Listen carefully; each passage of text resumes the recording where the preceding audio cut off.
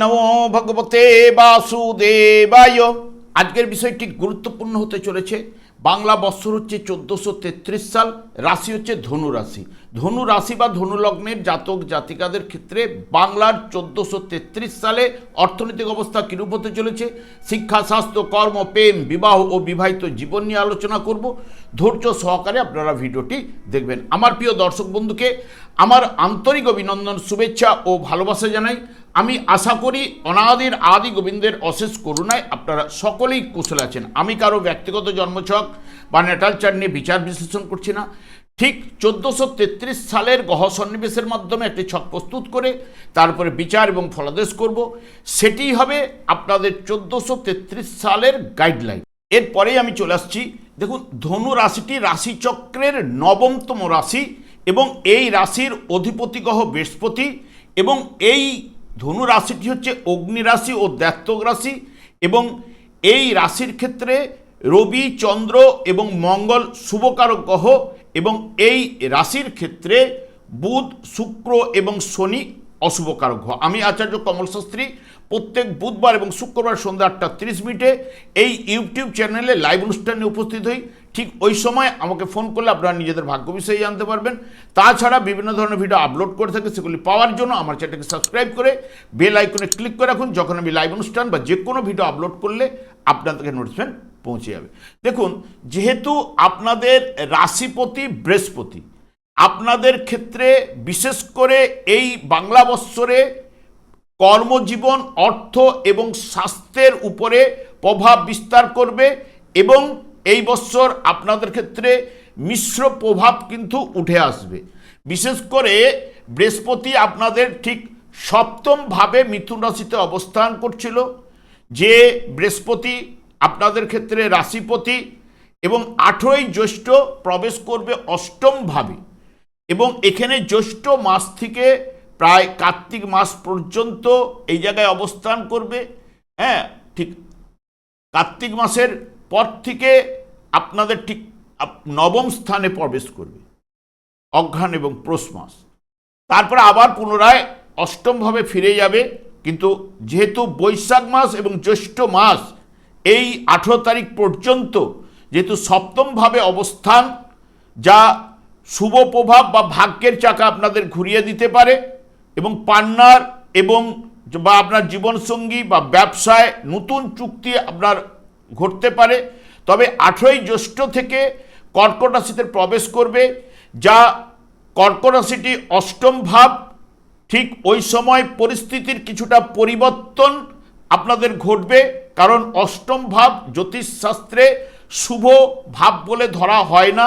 কিন্তু যেহেতু বৃহস্পতির এই জায়গাটি, কর্কট রাশিটি হচ্ছে তুঙ্গস্থ ক্ষেত্র, আনন্দের জায়গা, সেই কারণে অশুভ প্রভাব এই জায়গাটা কিছুটা কমিয়ে বিশেষ করে আধ্যাত্মিক ও গুপ্ত বিষয়ে গবেষণার ক্ষেত্রে শুভ ফল কিন্তু আপনাদের নিয়ে এসে দিতে পারে।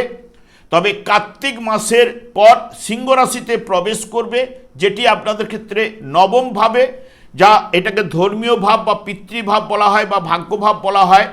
ধর্মস্থানে আপনার ভ্রমণ করাতে পারে, উচ্চশিক্ষায় অত্যন্ত শুভ ফল প্রদান করতে পারে। তবে বৎসরের শুরুতে এবং শেষ ভাগে আপনাদের কর্মক্ষেত্রে উন্নতি অতি অবশ্যই ঘটবে, পারিবারিক জীবনে সুখ শান্তি নিয়ে আসবে, আধ্যাত্মিক বিষয়ে এবং পৈতৃক সম্পত্তি থেকে লাভ ঘটাবে, এবং বিবাহের ক্ষেত্রেও কিন্তু বেশ শুরু সময়, যেটি বৈশাখ মাস থেকে জ্যৈষ্ঠ মাসের 18 তারিখ এবং কার্তিক মাসের পরে বিবাহের যোগগুলো অবিবাহিতদের ক্ষেত্রে সৃষ্টি করবে। তবে 18ই জ্যৈষ্ঠ থেকে কার্তিক পর্যন্ত এই সময়টি আপনাদের যে কোনো বিষয়ে হঠকারী সিদ্ধান্ত না নেওয়াই কিন্তু ভালো, এবং বিনিয়োগের ক্ষেত্রে না যাওয়া উচিত। ওই সময় কাজের চাপ, মানসিক ক্লান্তি ও সাবধানতা অতি অবশ্যই সব থেকে করতে পারলে আপনাদের ক্ষেত্রেই কিন্তু ভালো। এরপরে চলে আসছি অর্থভাব। দেখুন, আপনাদের অর্থ ভাব হচ্ছে মকর রাশি, যেটি অর্থনৈতিক ক্ষেত্রে আপনাদের ক্ষেত্রে শুভ ফল কিন্তু পাবেন। কারণ যেহেতু অষ্টম ভাবে প্রবেশ করলো, অর্থ ভাবকে কিন্তু বৃহস্পতি আপনাদের রাশিপতি দেখবে, যেটি নিজের চেষ্টায় উদ্যমে একটা অর্থনৈতিক সাফল্য নিয়ে আসতে পারে এবং সঞ্চয় ঘটার সম্ভাবনাও কিন্তু প্রদান করতে পারে। তবে দীর্ঘদিনের আর্থিক সমস্যা আপনাদের অনেকটাই মিটিয়ে দিতে পারে। আয়ের নতুন পথ কিন্তু খুলবে এবং মাঝামাঝি সময় থেকে সঞ্চয় বৃদ্ধি ঘটার সম্ভাবনা এবং পুরাতন ধার দেনা কিছুটা হলেও আপনারা মেটাতে পারবেন। এবং এই বছর বিভিন্ন সময়ে লটারি বা পৈতৃক সম্পত্তি থেকে লাভ ঘটার সম্ভাবনা বা অপ্রত্যাশিতভাবে অর্থ এবং সম্পত্তি লাভের সম্ভাবনা কিন্তু প্রদান করতে পারে। ব্যবসায়ীদের জন্য লাভের বৎসর হতে চলেছে এবং ভালো মুনাফা লাভ ঘটবে ব্যবসা ক্ষেত্রে। চাকরি ক্ষেত্রে বেতন বৃদ্ধি এবং উচ্চ পদ লাভ ঘটার সম্ভাবনাও কিন্তু নিয়ে আসবে।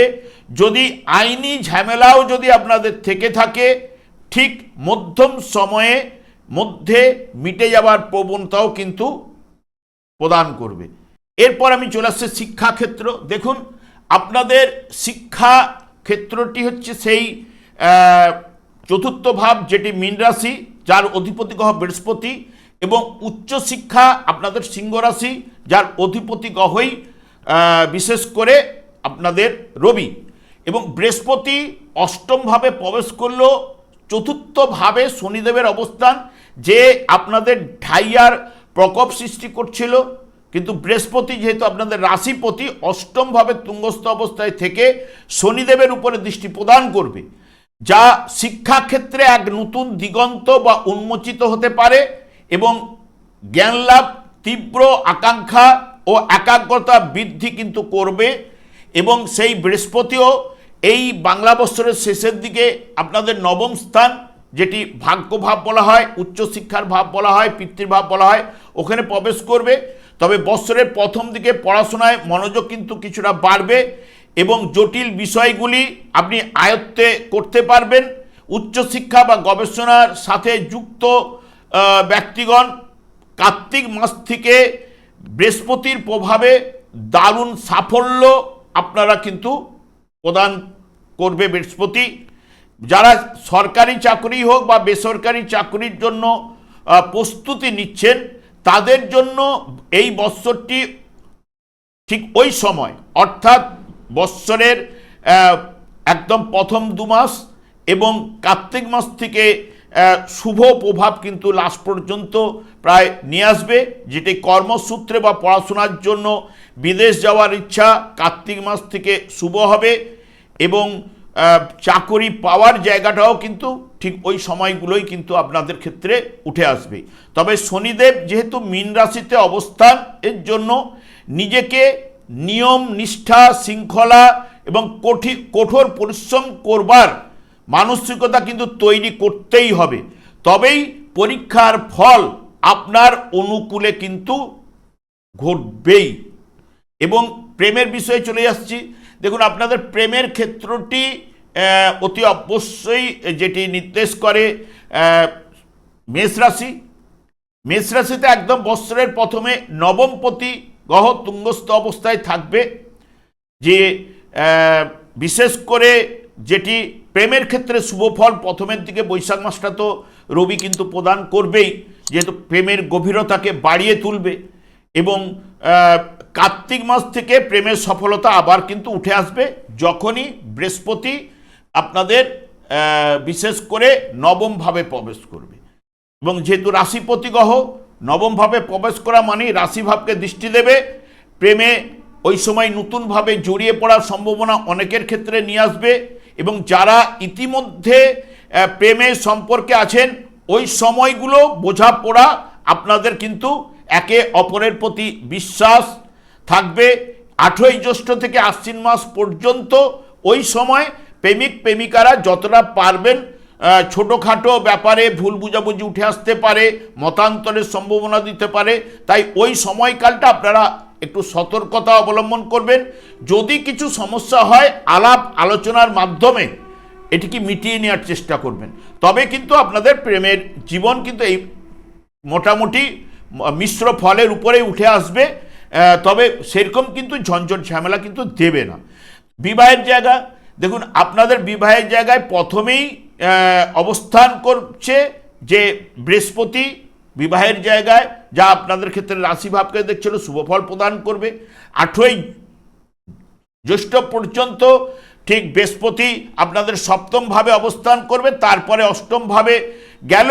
বিবাহের ক্ষেত্রে এটি অশুভ ভাব বলে ধরা হয় না, যেটি অষ্টম ভাব হচ্ছে জেনেটিক অর্গান।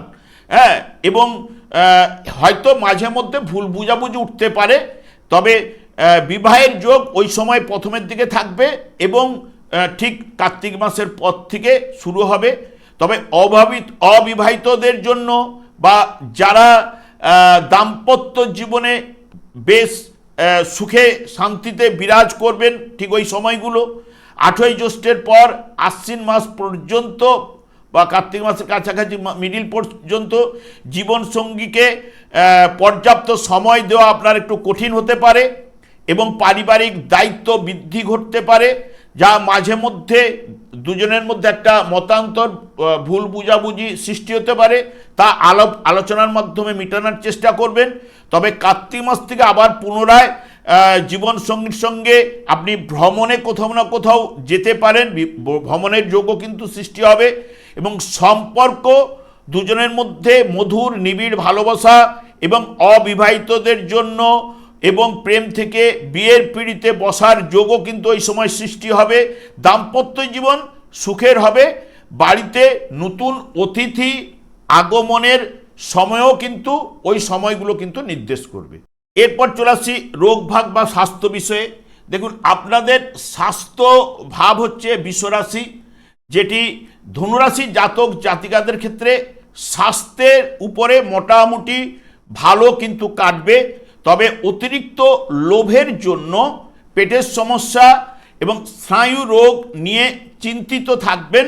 তবে আষাঢ় মাস থেকে আপনাদের একটু লিভার বা পেটের সমস্যা দেখা দিতে পারে, তাই খাবারের প্রতি অতি অবশ্যই কিন্তু আপনাদের নজর বা সতর্ক থাকতে হবে এবং তার সঙ্গে সঙ্গে অতিরিক্ত দুশ্চিন্তা এবং কাজের চাপের কারণে একটু ক্লান্তিবোধ এবং স্নায়ু সমস্যা দেখা দেওয়ার সম্ভাবনা কিন্তু উঠে আসতে পারে। তবে আবহাওয়ার পরিবর্তনের বা ঋতু পরিবর্তনের জন্য যারা পুরনো দীর্ঘদিনের যে রোগে আক্রান্ত, বিশেষ করে শ্বাসকষ্ট হাঁপানিতে যারা ভুগছেন, তাদের কিন্তু ওই ঋতু পরিবর্তনের কারণে কিছু না কিছু সমস্যা বাড়তে পারে। তবে বৃহস্পতি যেহেতু আপনাদের রাশিপতি, তাই যে কোনো পরিস্থিতিতে আপনাদের প্রথমের দিকে তো রাশি ভাবকে দেখবে জ্যৈষ্ঠের 18 তারিখ পর্যন্ত, বৈশাখ জ্যৈষ্ঠ, এবং তারপরে কার্তিক মাস থেকে পুরোমাত্রায় রাশি ভাবের উপরে দৃষ্টি দেবে, যা পরিস্থিতি মোকাবিলার জন্য বৃহস্পতি আপনাদের কিন্তু সাহায্য করবেই। এরপরে একদম পেশাতে চলে আসছি। দেখুন আপনাদের কর্ম ভাব হচ্ছে যেটি কন্যা রাশি, যে কন্যা রাশিতে আমাদের কর্মফলদাতা শনিদেবের পূর্ণ দৃষ্টি এই কন্যা রাশির উপরে কিন্তু শনিদেবের দৃষ্টি কিন্তু থাকবে এবং রাশিপতি বৃহস্পতিরও দৃষ্টি ঠিক 8ই জ্যৈষ্ঠ থেকে পূর্ণ মাত্রায় শনিদেবের উপরেও কিন্তু থাকবে, যেটি অষ্টম ভাব বড় প্রতিষ্ঠান বোঝায় এবং এটি কাজকর্মের ক্ষেত্রে ততটা কিন্তু হয়তো বাধা বিপত্তি দিলেও কিন্তু বৃহস্পতি রাশিপতির দৃষ্টি যেহেতু কর্মজীবনে অতি শুভ প্রভাব কিন্তু ফেলবে। বছরের শুরু থেকে চাকরির প্রভাব প্রতিপত্তি আপনার বাড়াবে এবং দীর্ঘদিনের কঠোর পরিশ্রমের ফল আপনি হিসেবে পদোন্নতি বা বেতন বৃদ্ধি ঘটাবে। যারা নতুন চাকরির সন্ধান করছেন তাদের ক্ষেত্রে বা চাকরির জন্য প্রস্তুতি নিচ্ছেন তাদের ক্ষেত্রে বৈশাখ মাস থেকে ভাদ্র মাস পর্যন্ত অত্যন্ত শুভ এবং বড় প্রতিষ্ঠানে কর্মলাভ ঘটাতে পারে। সরকারি চাকরির যোগও কিন্তু প্রবল রয়েছে, তবে একাগ্রতা আপনাদের বাড়াতে হবে, কারণ যেহেতু শনিদেব একটু অলসতা এবং বাধা বিঘ্ন কিছুটা সৃষ্টি করে। কর্মভাবের উপরে দৃষ্টি রাখছে, এমনি কর্মফলদাতা, বিশেষ করে সেই কারণে একাগ্রতাকে বাড়িয়ে রাখতে হবে। ব্যবসায়ীদের জন্য লাভের বছর হবে। আপনার স্বচ্ছতা, ধৈর্য, দৃঢ়তা, সততা এবং একাগ্রতা কাজে লাগিয়ে যদি আপনি অতি অবশ্যই শুভ প্রভাব ব্যবসায় আয় বৃদ্ধি ঘটাতে পারবেনই। এবং যারা বিশেষ করে আমদানি রপ্তানি ব্যবসার সঙ্গে যুক্ত রয়েছেন বা লৌহজাত দ্রব্যের উপর ব্যবসায় যুক্ত রয়েছেন, বস্ত্রশিল্পে যারা রয়েছেন, খাদ্যদ্রব্য ব্যবসায় যারা যুক্ত রয়েছেন এবং বিশেষ করে ঔষধ, ভেষজ দ্রব্য, যারা উকিল এবং শস্য ব্যবসায় অতি শুভ প্রভাব কিন্তু নিয়ে আসবে। যারা বিশেষ করে আইটি সেক্টরে রয়েছেন, ম্যানেজমেন্ট ক্ষেত্রে রয়েছেন, তাদের ক্ষেত্রেও কিন্তু চাকরির সম্ভাবনা আপনারা কিন্তু পরীক্ষাগুলো দিতে পারেন। যারা চাকরির জন্য বিদেশে গিয়ে কাজ করতে চান, কার্তিক মাস থেকে আপনাদের যোগাযোগ কিন্তু বাড়তে পারে। যে এই যে ভিসার জন্য আপনারা আটকে যাচ্ছিলেন, সেগুলো কিন্তু ওই সময়ে কিন্তু আপনাদের পাওয়ার সম্ভাবনা কিন্তু এনে দিতে পারে। তবে গুরুত্বপূর্ণ নথিপত্রতে যেহেতু সই করবার জন্য, যেহেতু আপনাদের শনির ঢাইয়া চলছে, তাই গুরুত্বপূর্ণ নথিপত্রে সই করবার জন্য আপনাকে আষাঢ় মাস থেকে আশ্বিন মাস পর্যন্ত এই যে সময়টা অতি অবশ্যই সতর্ক থাকতে হবে এবং ভালো করে নথিপত্র পর্যবেক্ষণ করে তারপরে সই সাবুত করবেন, না হলে কিন্তু আপনাদের বিপদে পড়ার সম্ভাবনাও কিন্তু থাকছে। তবে আমি সবসময় একটা কথাই বারবার বলে যাই যে শনিদেবকেই সন্তুষ্ট করার কথা। কারণ কি, যেহেতু এটি কলিযুগ, কলিযুগটি শনি এবং রাহুর দ্বারাই কিন্তু পরিচালিত এবং শনিদেব দিন রাত্রি এই হরে কৃষ্ণ মহামন্ত্র কলিযুগের যুগধর্ম করার কারণে ওনার স্ত্রীর কাছ থেকে উনি অভিশাপ প্রাপ্ত এবং সেই কারণে যার দিকে দৃষ্টিপাত করবে বা সংসারের প্রতি দায়িত্ববোধ না থাকার কারণেই এই সমস্যাগুলির সৃষ্টি করেছে ওনার স্ত্রী। এবং যখনই আপনি হরেকৃষ্ণ মহামন্ত্র জপ করবেন, যে গোলক বৃন্দাবন থেকে শ্রীচৈতন্য মহাপ্রভু জীবেদের উদ্ধার করার জন্য পদার্পণ করে গেছেন, এবং শুধু শনিদেব একাই নন, অন্যান্য গ্রহগুলোও কিন্তু আপনার ভাগ্যকে বদলে দিতে পারে। তাই দিনান্তে অন্তত একবার হলেও সময় পেলে আপনি হরেকৃষ্ণ মহামন্ত্র জপ করুন, গীতার একটা অন্তত শ্লোক পাঠ করার চেষ্টা করুন এবং যাদের সময় রয়েছে তারা ভাগবত একটু বাড়িতে আলোচনা করুন, দেখবেন আপনাদের জীবন বদলাবেই। এইটুকু জোর দিয়ে বলতে পারি। আমি আর দীর্ঘায়িত না করে আমি আচার্য কমল শাস্ত্রী প্রত্যেক বুধবার এবং শুক্রবার সন্ধ্যা 8:30 এই ইউটিউব চ্যানেলে লাইভ অনুষ্ঠানে উপস্থিত হই। ঠিক ওই সময় আমাকে ফোন করলে আপনারা নিজেদের ভাগ্য বিষয়ে জানতে পারবেন। তাছাড়া বিভিন্ন ধরনের ভিডিও আপলোড করে থাকি, সেগুলি পাওয়ার জন্য আমার চ্যানেলকে সাবস্ক্রাইব করে বেল আইকনে ক্লিক করে রাখুন। যখন আমি লাইভ অনুষ্ঠান বা যে কোনো ভিডিও আপলোড করলে আপনাদের নোটিফিকেশন পৌঁছে যাবে। আমি অনাদি গোবিন্দের প্রার্থনা করি আপনারা ভালো থাকুন, সুস্থ থাকুন, আনন্দে থাকুন। আজ এই পর্যন্ত, পরে ভিডিও দেখাচ্ছে। নমস্কার।